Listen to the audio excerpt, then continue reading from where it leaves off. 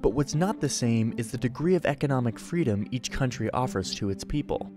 Every year, the Heritage Foundation ranks almost every country by its economic freedom, and the results are pretty interesting.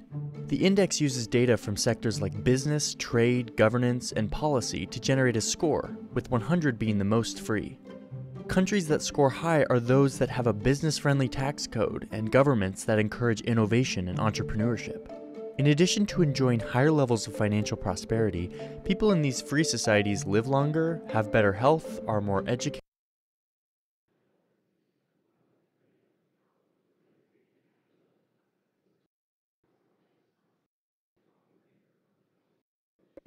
Every day, men and women around the globe go to work, each with the same goal: to prosper. But what's not the same is the degree of economic freedom each country offers to its people. Every year, the Heritage Foundation ranks almost every country by its economic freedom, and the results are pretty interesting. The index uses data from sectors like business, trade, governance, and policy to generate a score, with 100 being the most free. Countries that score high are those that have a business-friendly tax code and governments that encourage innovation and entrepreneurship. In addition to enjoying higher levels of financial prosperity, people in these free societies live longer, have better health, are more educated, and surprisingly, are better protectors of the environment.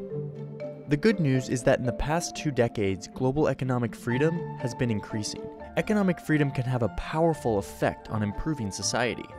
Our data shows that the 5 freest economies in each region are significantly more prosperous than the 5 least free. Every year's index confirms this point, showing that countries that score higher on the index also perform higher in 3 key areas: income per capita, social progress, and democratic governance. Economic freedom is not just about data and rankings. It's about empowering people to choose their path in life. And while the principles of economic freedom serve as a sure guide, they are nonetheless only a guide. What truly will matter in the years to come are the creative solutions to pressing world problems that are certain to flow from people who are truly free to choose. Go to heritage.org/index to dive deeper into this year's findings.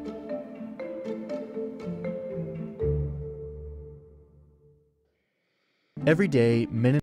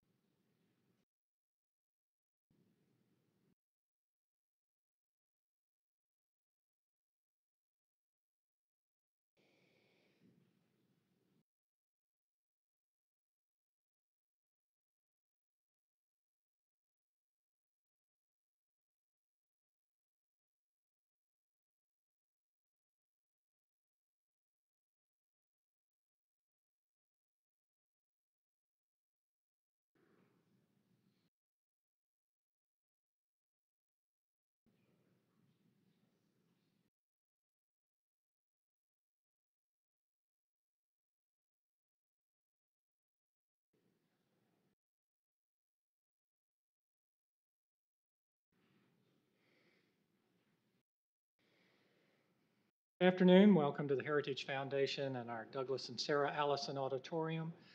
Our program today will, of course, be hosted by Ambassador Terry Miller. We've given copies of the book that he's chief editor of for your future reference, as well as for reference during our presentation this morning.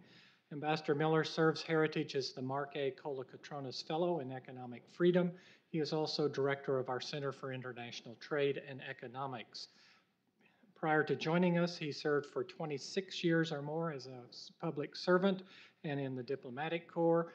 Among his appointments was serving as ambassador to the United Nations Economic and Social Council, appointment by President George W. Bush. He also served before that as Deputy Assistant Secretary of State for Economic and Global Issues, as well as holding positions in appointment with the United Nations. Please join me in welcoming Terry Miller. Terry?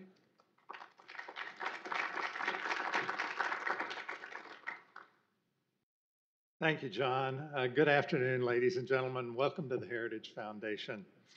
I know many of you have come today to hear our keynote speaker, Secretary Wilbur Ross, and he will be joining us in a few minutes. In the meantime, it is my honor to present to you the 24th edition of our annual Index of Economic Freedom, which we are officially launching today here in the United States. I hope you picked up a copy of the index on your way in. If not, please grab one as you leave the building today. I also want to recognize my co-editors of the index, Anthony Kim, who I don't see in the auditorium right now, and Jim Roberts, who's sitting right down here in the front row. The index this year ranks 180 countries in 12 categories of economic freedom.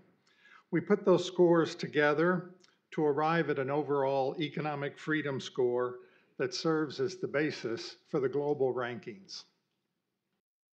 Topping our rankings for the 24th year in a row is Hong Kong. The city's commitment to its free market and trading roots seems as strong as ever, a remarkable feat when you take into account the evolution of its political situation with mainland China. In second place, again, as has been the case in every year we have produced the index, is Singapore. Hong Kong and Singapore are the only economies judged economically free in every category of economic freedom that we look at. Other economies judged free in this year's rankings were New Zealand, Switzerland, Australia, and Ireland. There were a few other countries that distinguished themselves as leaders in economic freedom within their respective geographic regions. Hong Kong, of course, was the best in the Asia-Pacific region, and Switzerland had the highest score in Europe. The United Arab Emirates topped all countries in the Middle East, North Africa. Mauritius is the highest scorer among the countries of sub-Saharan Africa and its surrounding islands. And Canada is for the 9th year in a row the freest economy in the Americas. Now, as a citizen of the United States, I have to say that that last fact is a great disappointment to me personally. This chart shows the bottom 20 and the top 20 overall scores in our index. I put it up mainly because it gives me an opportunity to talk about the United States, which has fallen over the past 10 years from 5th place to 18th place in the rankings. There was a slight uptick in the US score this year, which gives some hope that the decline is coming to an end, but we'll have to see the impact of the new policies like the tax cuts that were adopted earlier this year. On the other side of this chart, there are many sad stories, but none sadder, I think, than Venezuela, which ranked 46th in the world when we started this project in 1995, but now has fallen right to the bottom of the rankings, just above North Korea. As you can see from this slide, there are only modest differences in economic freedom between the various regions. Europe has the highest average economic freedom score, and most European countries are found in the top half of the rankings. Sub-Saharan Africa lags behind. Differences within regions, however, are much more pronounced than the differences between regions. The Asia-Pacific region has 4 economies that are among the freest in the world. I mentioned them before: Hong Kong, Singapore, New Zealand, and Australia. On the other hand, it has 3 economically repressed countries, including last place, North Korea. The Americas region is evenly divided between countries that are moderately or mostly free and those that are mostly unfree or repressed. Most countries in this region are grouped near the middle of the rankings. The vast majority of European countries are at least moderately free, contributing no doubt to the high levels of average income on that continent. The countries of the Middle East and North Africa are evenly distributed within the middle three categories of the rankings. Unfortunately, there are also 4 countries in this region that we were unable to rank because of political instability or violence. Sub-Saharan Africa has only 1 country that can be considered mostly free and 8 others that are moderately free. The majority of African countries lack almost any significant elements of economic freedom, trapping their people at low levels of development. Despite these differences within and among the regions, there's one relationship that is constant. Countries with higher levels of economic freedom have higher, and in most cases, much higher per capita incomes than countries that lack freedom. This chart compares incomes in the 5 freest and the 5 least free countries in each region.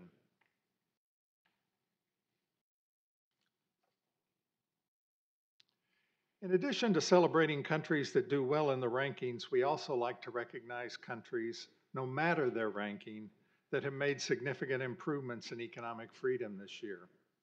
Haiti had the biggest overall gain in economic freedom, with a major effort to get its fiscal deficit under control and significant improvements in the rule of law.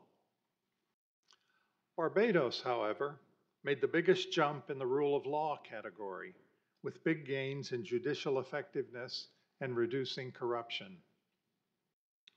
Slovenia was the most improved in respecting the concept of limited government, with a big effort to get its budget deficits under control and also control of its government debt. And Tunisia had big gains in both trade freedom and investment freedom and pushed its open market score up by almost 10 points. Ukraine made gains in all 3 of the regulatory categories. That's business freedom, labor freedom, and monetary freedom.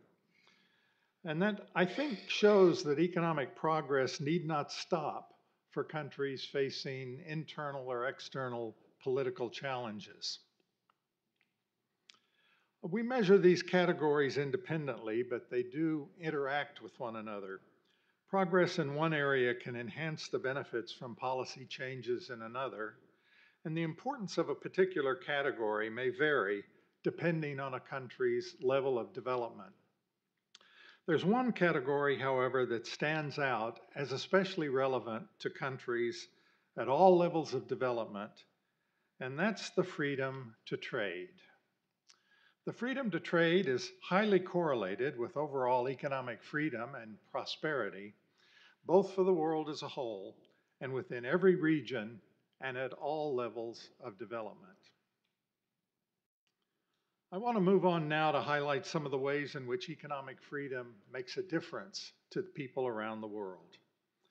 We can see here that economic freedom has been trending upwards over the life of the index.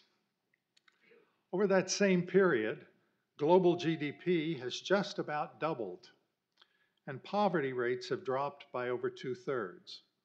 In an economically freer world, billions of people have escaped poverty and enjoy for the first time ever the opportunity for economic advancement. The benefits of freedom can also be seen by comparing countries at a single point in time. This slide shows the correlation between economic freedom and gross domestic product per capita. Those living in economically freer societies enjoy much higher incomes on average than those where freedoms are restricted. And the benefits from improvements in economic freedom, once you've achieved a basic level, say a score of around 60 or so, those improvements can be quite dramatic. Just look at the steep slope of that curve on the left-hand side. On the other hand, one of the most interesting results of the index is that for countries at any level of economic freedom, there's a correlation between changes in economic freedom, that is, improvements, and economic growth rates. No matter how low your current score, you're likely to see improvements in economic growth if you take steps to improve your economic freedom. The positive relationship holds over all time periods. Here we show data for 5, 10, and 20-year periods. And in all cases, countries that have improved economic freedom the most had the highest growth rates on average. Wealth and income are not, of course, the only or even perhaps the most important factors in a society's overall well-being. In the 2018 index, we've looked at the relationship between economic freedom and a variety of indicators of social well-being. At the broadest level, as you see here, there's a strong correlation between levels of economic freedom and performance on two widely used indexes of social well-being, the Human Development Index and the Social Progress Index.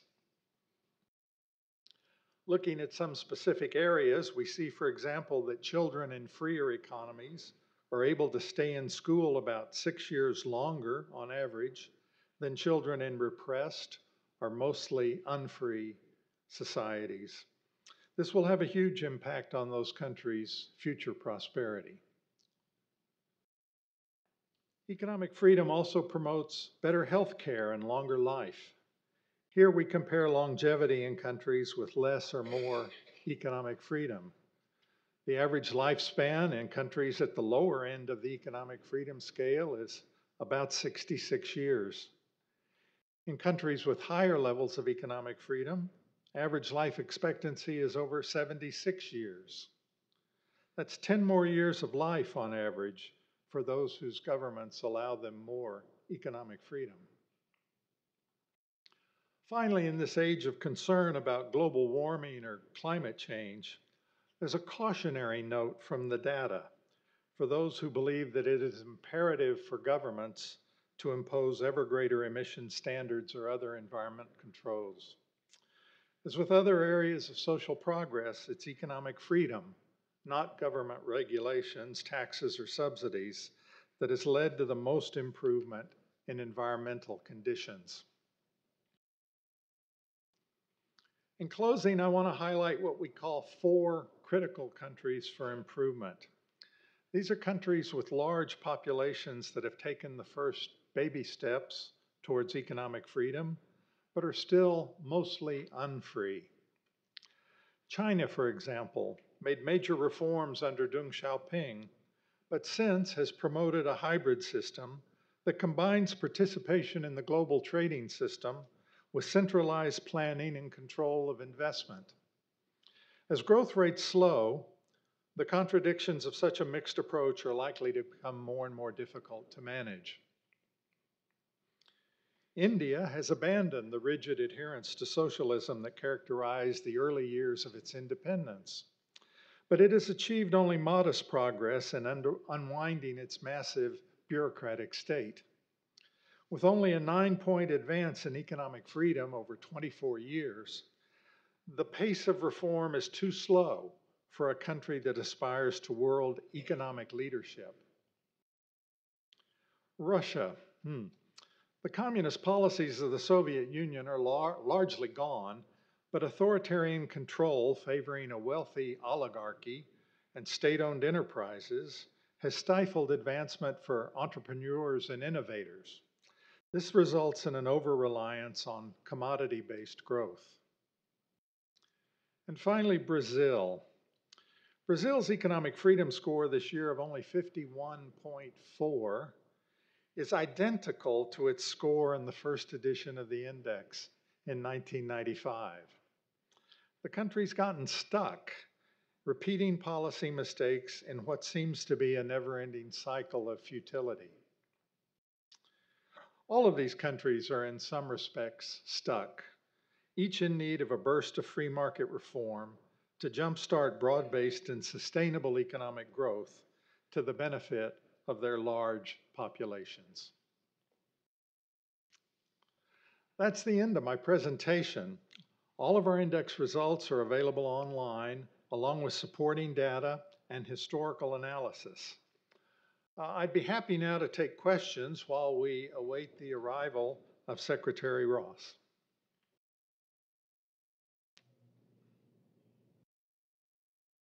Yes, sir. If you'd wait for a microphone, we'll have a microphone. Please identify yourself, and then I'd be happy to hear your question.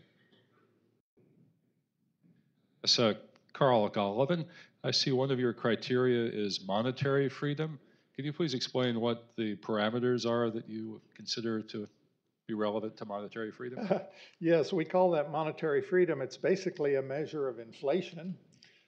In economies over a 3-year period, we use a rolling average of inflation that counts current levels more significantly than former levels. But we also look at price controls in the economy and the extent to which governments are interfering in the market in a variety of ways to influence prices. Yes, sir.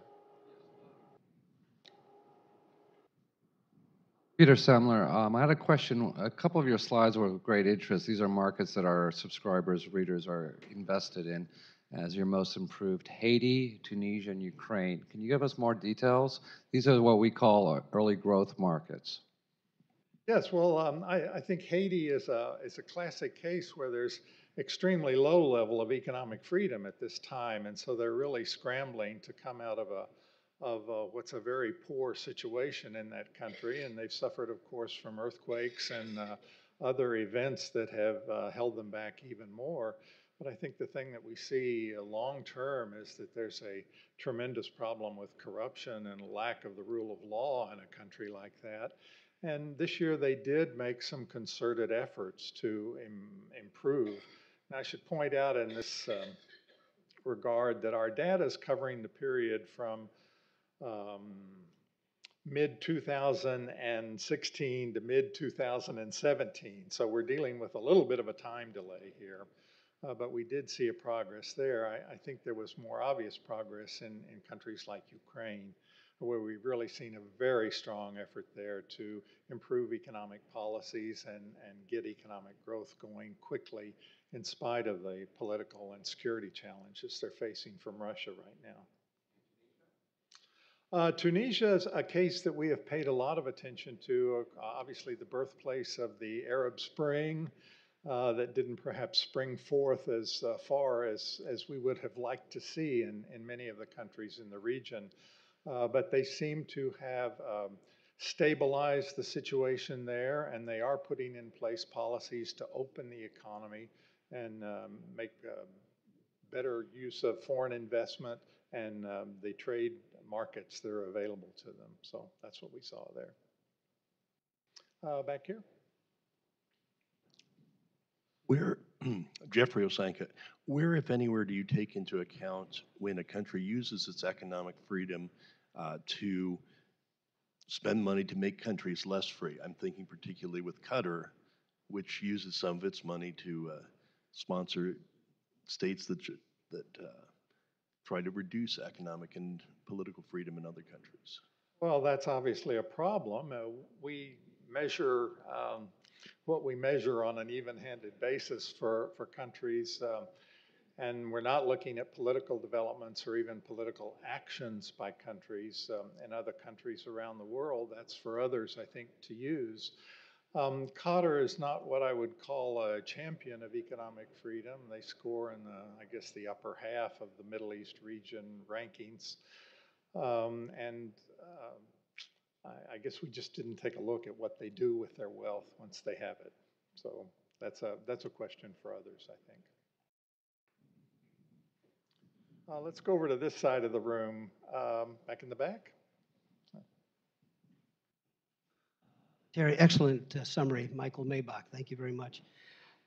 As you know, 28 countries are members of the European Union and 19 in the Eurozone. Did you look to see the impact, either positive or negative, on either of those two institutional regimes? Well, the European Union, I think you have to look at that in the long run. The European Union grew out of a desire to eliminate war on the European continent. And for those of us who are, I'm not quite old enough to remember World War II, but I certainly do remember its aftermath. And the effort in Europe to overcome those intercontinental rivalries and establish a peaceful and coordinated regime there, I think has certainly served that purpose to a pretty large extent. These days, they've gone way beyond economic cooperation and the extent they're trying to form political unity. And I guess the index is not really the right place to comment on that factor. But certainly to the extent that they have created a free trade zone within the European continent in the way that the United States of America is a free trade zone and NAFTA enlarged even a North American free trade zone, that's all to the good, I would say, from an economic point of view. But then you have to worry about in Europe the bureaucratic regulatory process that perhaps is not as democratic as it might otherwise be, and see if that's not in some respects a little bit out of control.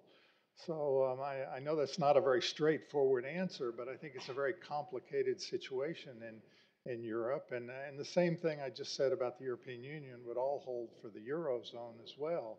When you take control of monetary policy away from the individual countries, that can be a problem and hurt them as they try to adjust or use monetary policy to adjust other factors of the economy. On the other hand, it seems to impose a certain amount of discipline, at least in theory, on what they can do with deficit spending and getting their debt levels out of control. So again, I would say it's a mixed picture. Yes, Barbara? Wait for the microphone, please.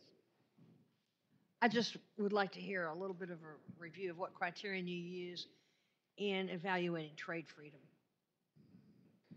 Oh, well, for trade freedom, we're using mainly the applied tariff rates, not the published tariff rates, but weighted according to what products are coming in.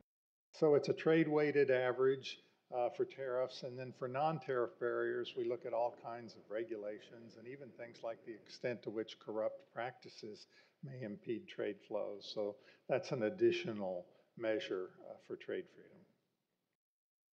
Yes, sir, here.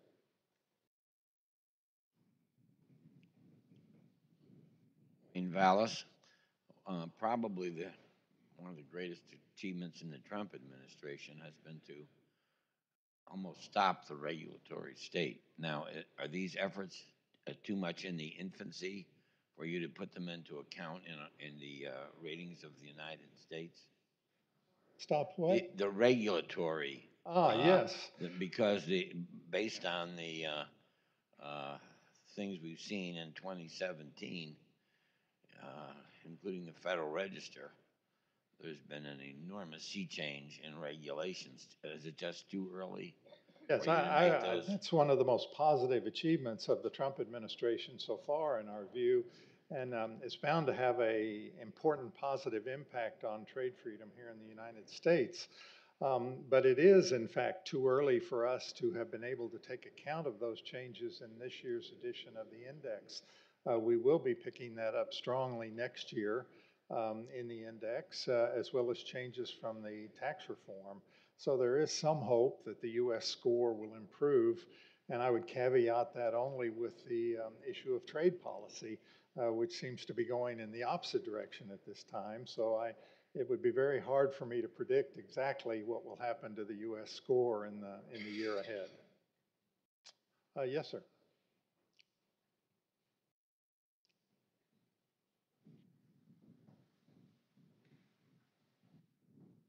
Thanks. My name is Anshum with Inside U.S. Trade. I just had a follow-up question on the trade freedom question. To what extent did some of the U.S. policy actions factor into this year's score, the withdrawal from the Trans-Pacific Partnership, renegotiation of NAFTA? What actions went into the U.S. trade freedom score? Was that a decrease? And if you could just comment on sort of the global trade freedom as you see it as well. Thank you. None of those actions have had an impact yet on the score because they come after our cutoff date for the data for this year's edition of the index. But we would anticipate that any new imposition of tariffs could have some impact on the score. It depends on the extent of those tariffs, of course, and right now I would say that's an open question. We've had a lot of announcements of proposed actions by the Trump administration and by other countries, sometimes in response and sometimes on their own. And I think we need to wait and see what actually happens in terms of the imposition of tariffs and what impact that has on trade flows around the world. Then we'll be able to judge better what's actually going on. Oh, well, I see our distinguished guests have arrived, so I think that better be the last question. I'd be happy to answer questions individually after the program is over. It's my honor now at this point to introduce the distinguished president of the Heritage Foundation, Kay Coles James. Mrs. James has an extensive background in crafting public policy and leading in nearly every sector of America's economy, and she brings a wealth of experience to this position, having served on the Heritage Board from 2005 to 2018, and in the conservative movement for more than 30 years. During that time, she's made conservative solutions a reality at all levels of government, including during her service as director of the U.S. Office of Personnel Management from 2001 to 2005. Most recently, Mrs. James was the founder and president of the Gloucester Institute, an organization dedicated to training and nurturing leaders in the African American community. She's a graduate of Hampton University, the recipient of numerous honorary degrees, and a best-selling author. Most important, her words, those, she's married to Charles James Sr. and is the proud mother of 3 and grandmother of 5. Please join me in welcoming Kay Coles James.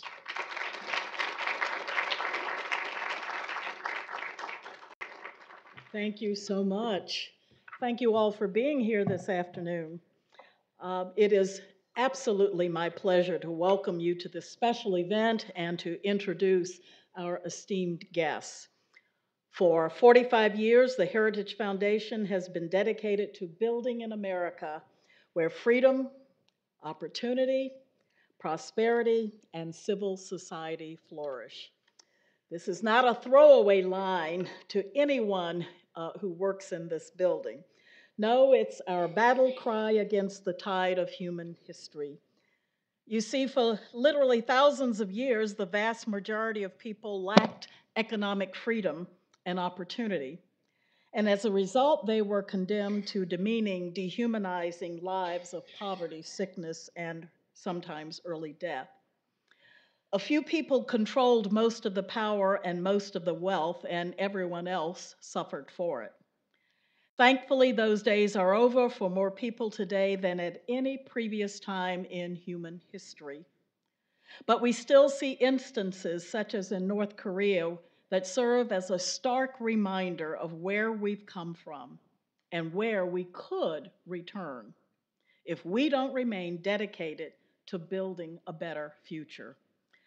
That's what the Heritage Foundation is all about, and it's why our Index of Economic Freedom is so vitally important.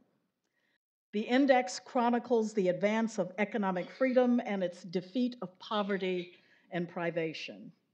With detailed analysis presented in a user-friendly format, the index has served as the go-to resource for policymakers, researchers, and students for more than 20 years. It covers 12 freedoms in 186 countries, revealing the essential link between free markets and prosperity. And as a result, the index has inspired positive policy change around the globe, improving the lives of millions of people.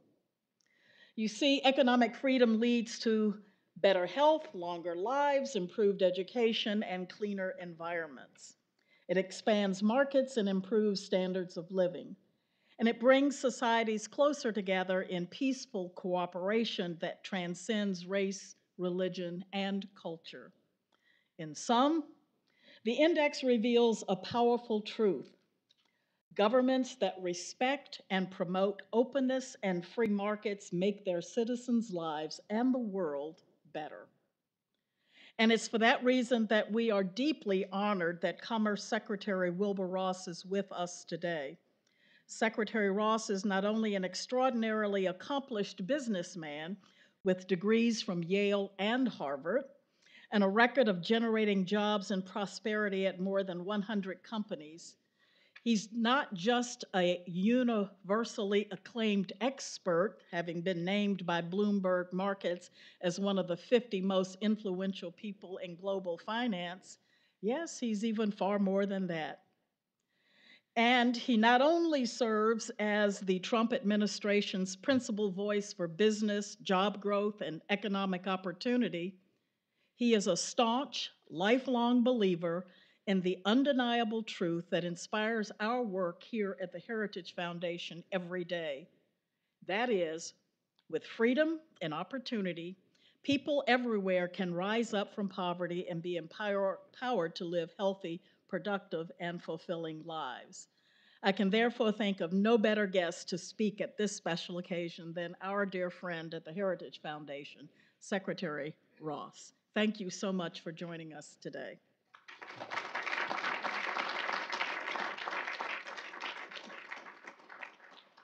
Thank you so much.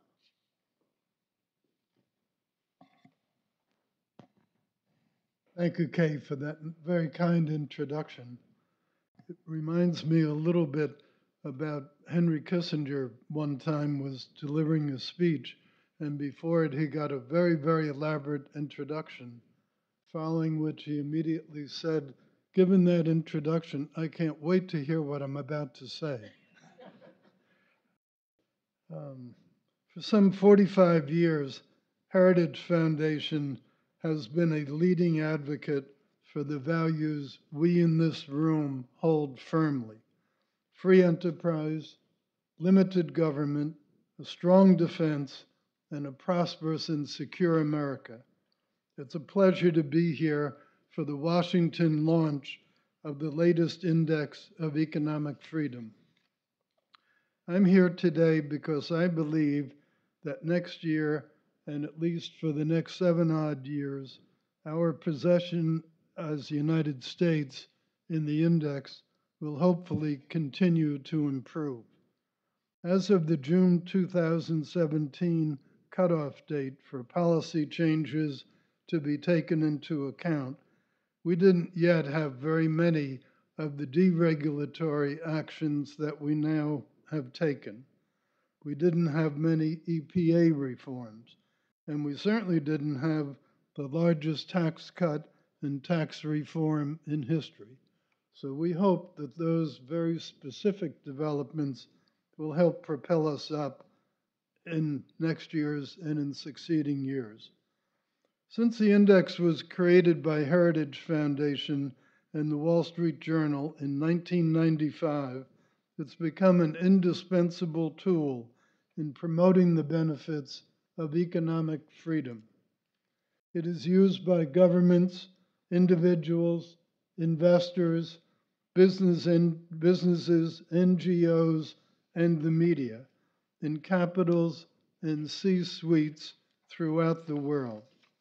It is a recurring reminder of how important freedom is to individual and collective prosperity, and it provides governments, including our own, with an objective critique of the economic conditions in each country. It is these conditions upon which governments are held accountable by increasingly discerning and educated citizens.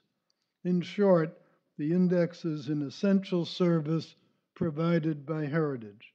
I congratulate the 6 economies that earned the index's top designation of free, with scores of 80 or better: Hong Kong, Singapore, New Zealand, Switzerland, Australia, and Ireland.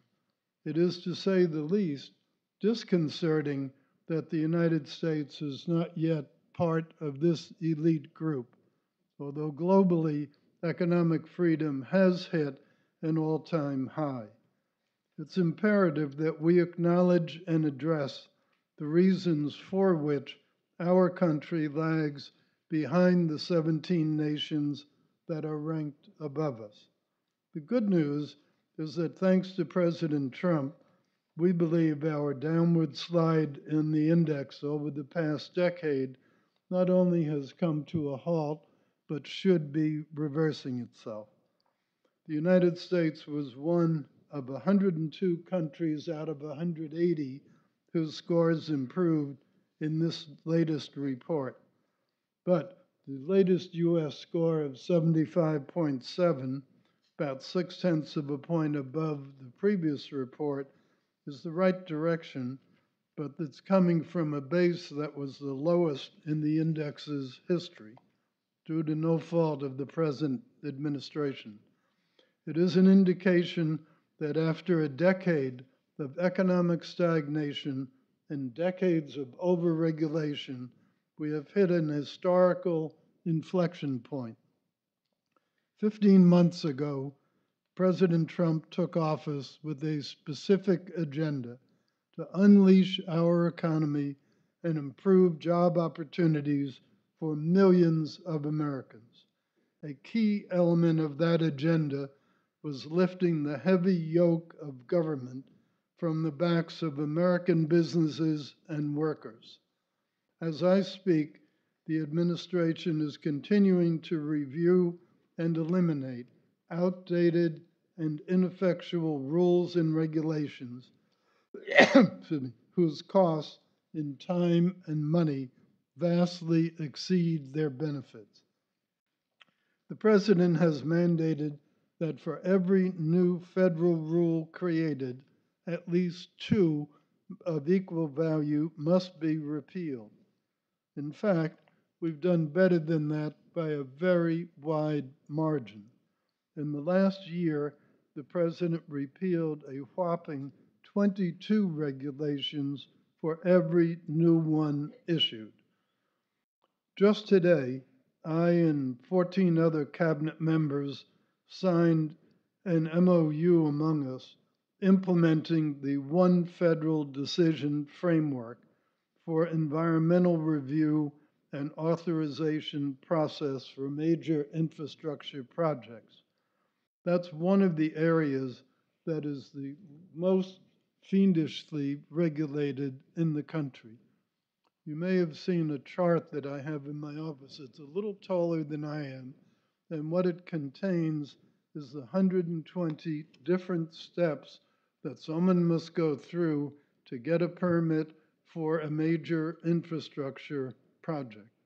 With that many steps, it's a wonder anything ever gets built in this country. It takes years and years to get the permits. One private sector company, Rio Tinto, is a horrible example. It's a good company, but the thing that they've gone through is horrible. They have spent several $100 million in 10 years working to get permit to open what will probably be the world's largest open pit copper mine ever. They still don't have the permission to do it. Now, they're a big company. They can afford the hundreds of millions of dollars. They can afford the 10 years.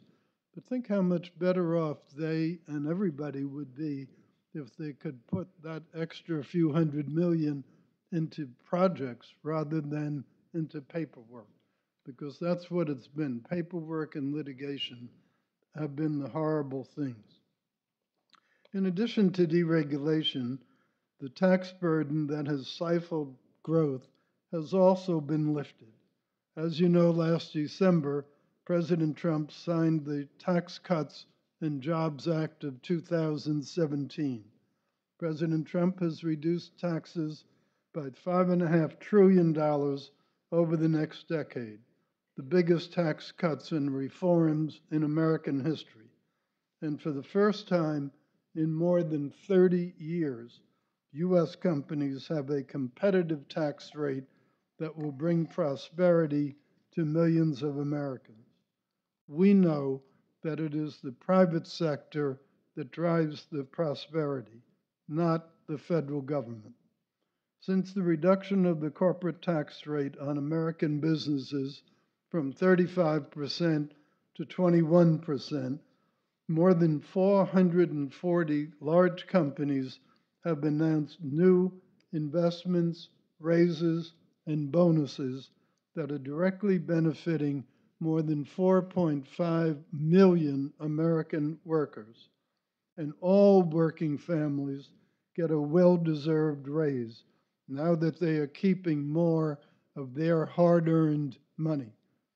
The new tax law changes our former worldwide system to a territorial system, thereby ending the penalty on companies headquartered in the United States, and it's making their domestic operations more globally competitive.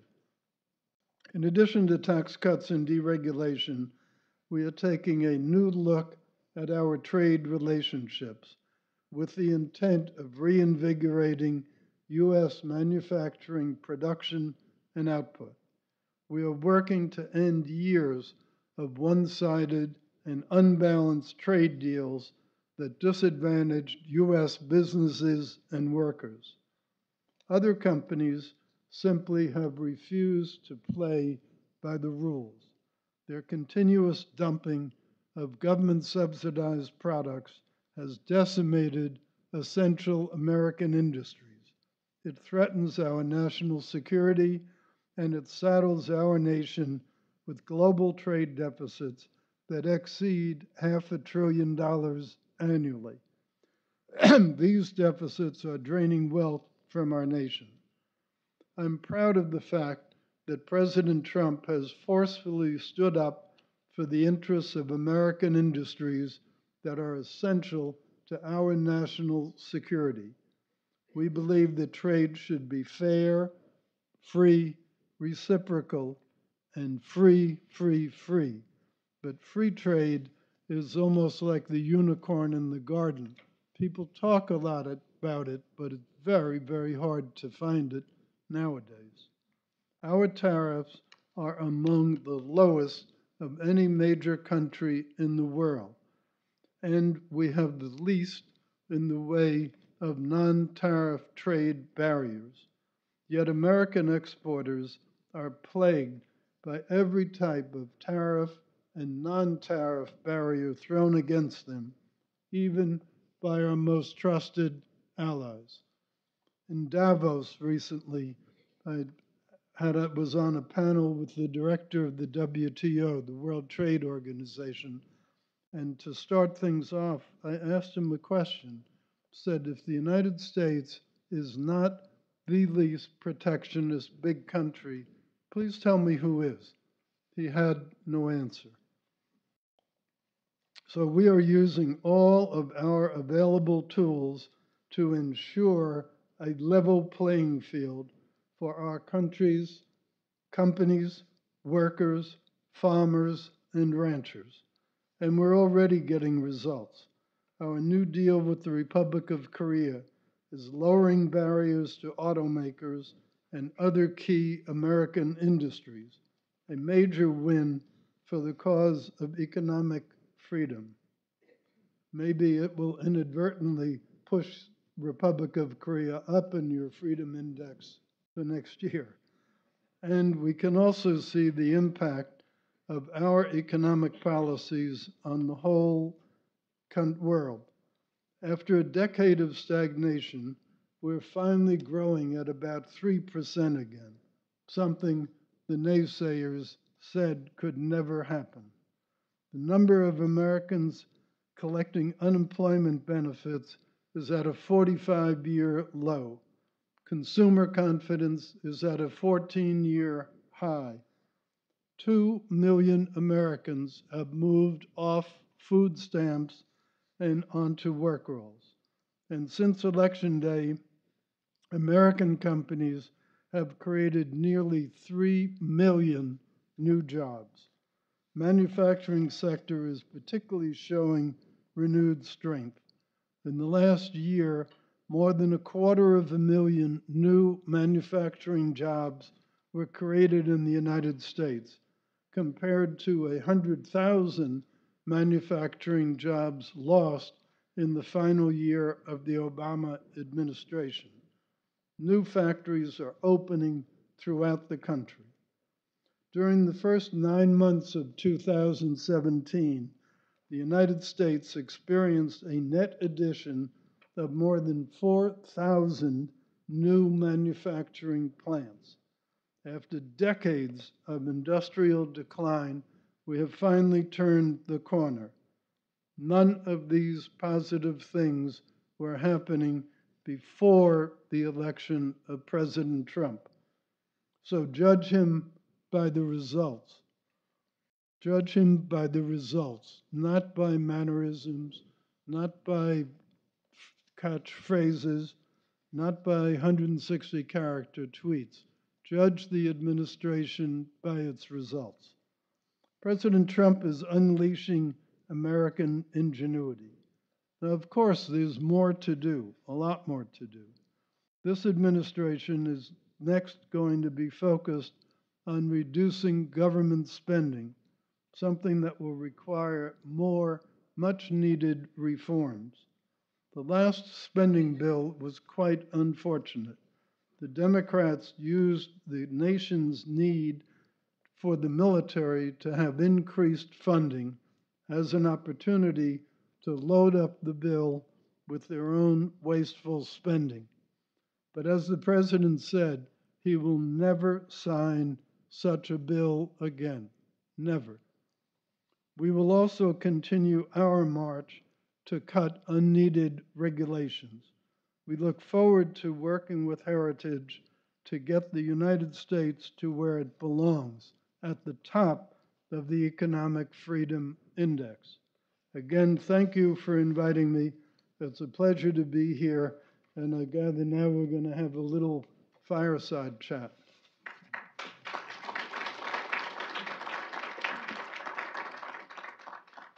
We are indeed. Mr. Secretary, like any well-prepared speaker,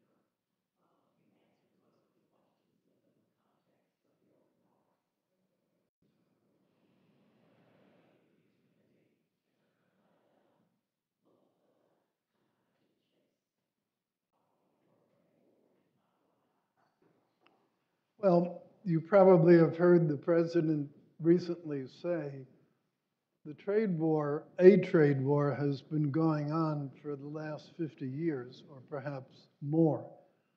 The only difference is now the American troops are coming to the ramparts. And that's what's causing all the kerfuffle with the other countries.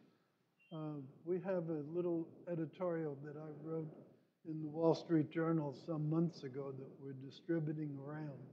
I think it will give you a perspective on trade policy, and trade barriers. But while that's being handed out, I'll just cite a couple of little arithmetic instances that you might find interesting. One of the concerns people have is a big trade war with Mexico.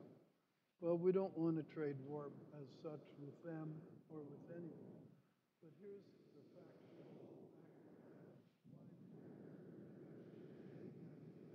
Them. Pre-NAFTA, every year, the United States had between a $4 and $5 billion trade surplus with Mexico.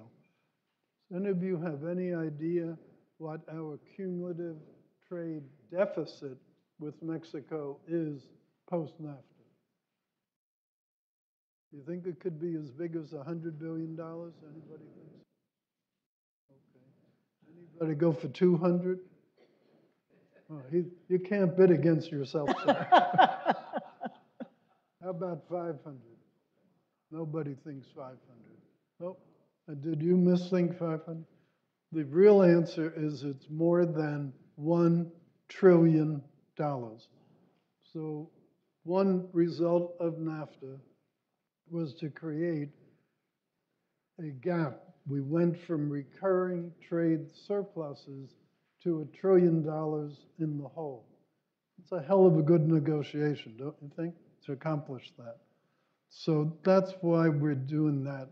And to varying degrees, same thing is why we're having to re-examine other relationships.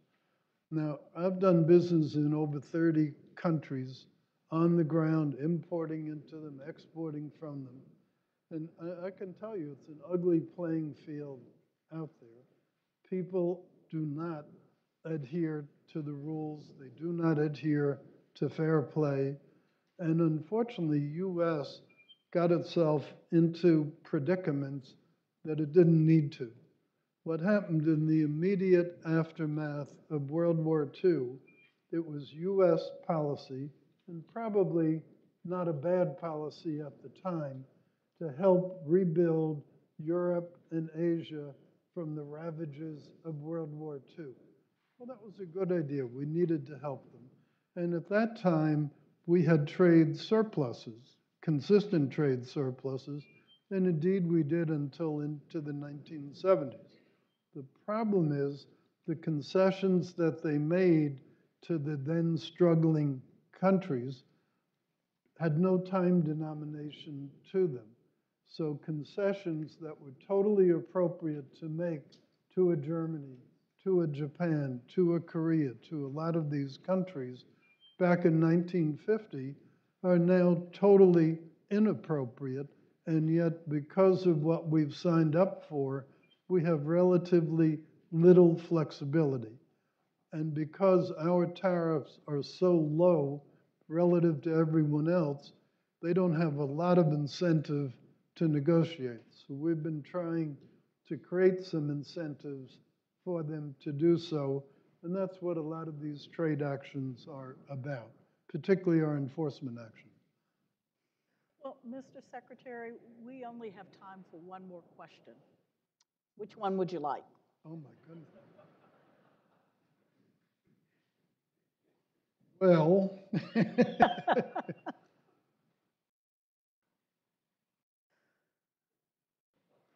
well, I think I can answer both of them. First one I'll answer is pretty quickly.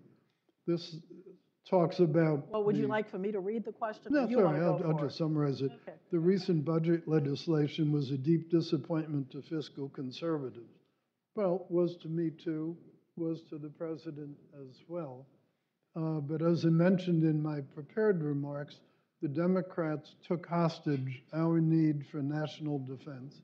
And because the Republican Party was splintered, the only way to get any bill through was to deal with the Democrats. And dealing with them brings a price of a lot of things that we would not have even contemplated in the normal course. So we were bludgeoned into it by fragmentation within our own party. What do you say we could do here from the Heritage Foundation? Because yes, the Democrats have a capacity to bludgeon, but then so do we. Sure.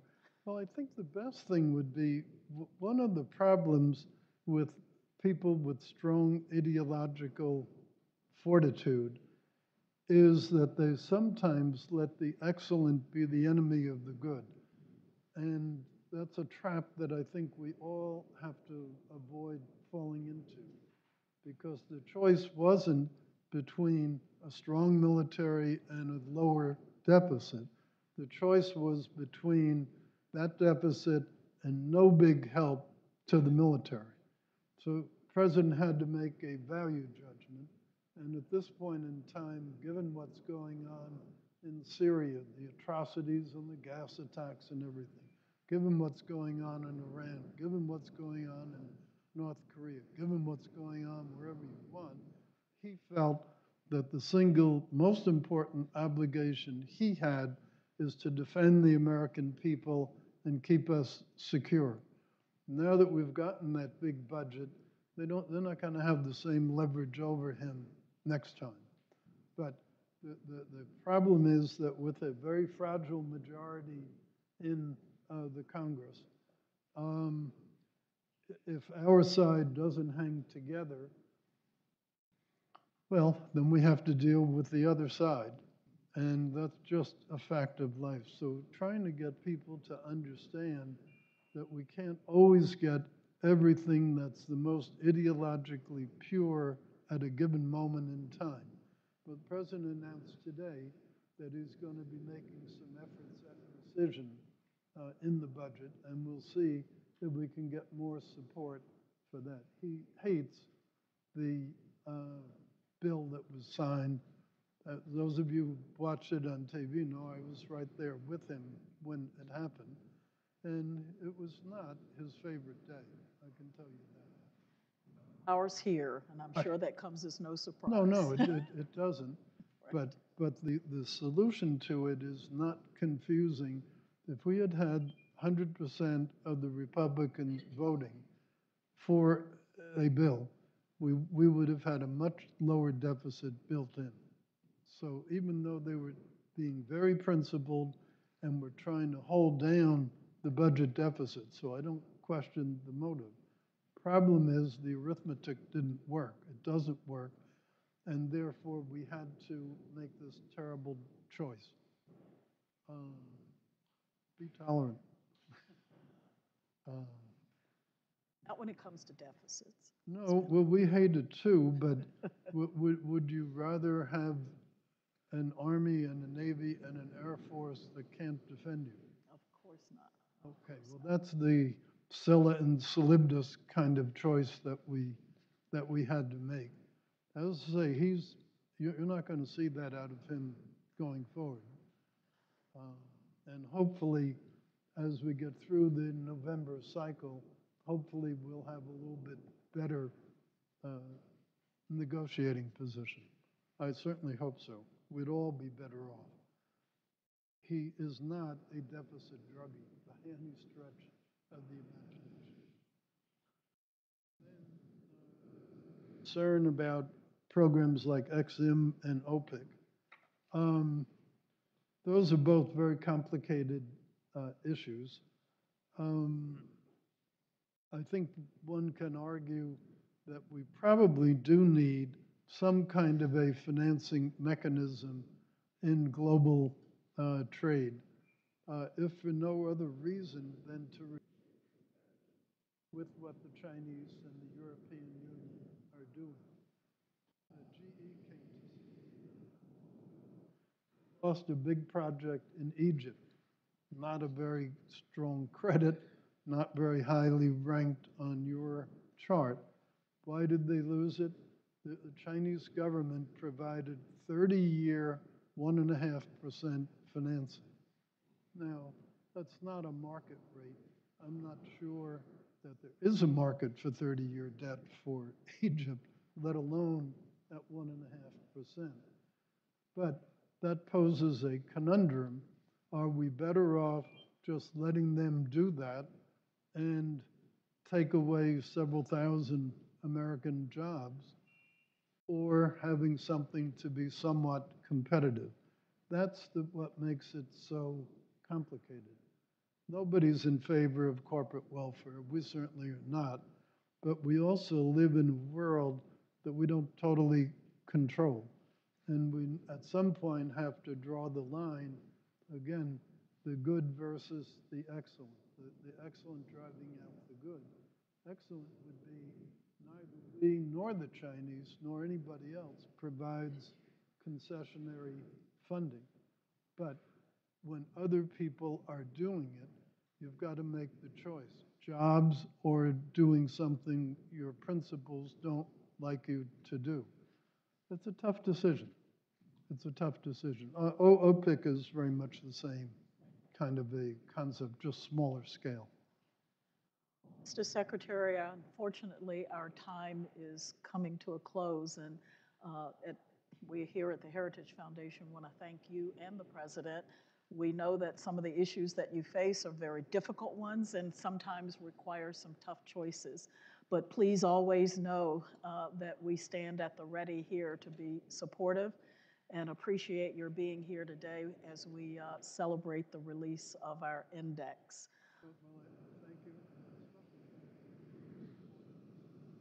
Absolutely. Absolutely. It's glad a very, to stand, very important issue. Glad to stand with you on that one, and we're just getting started. Good. So thank you so much. Thank you all for joining us today, and we want to show our appreciation to the Secretary for being here. Thank you. Thank you. Thank you very much. We'd Thank you very appreciate it much. if you'd stay seated while the Secretary and Mrs. James leave the auditorium.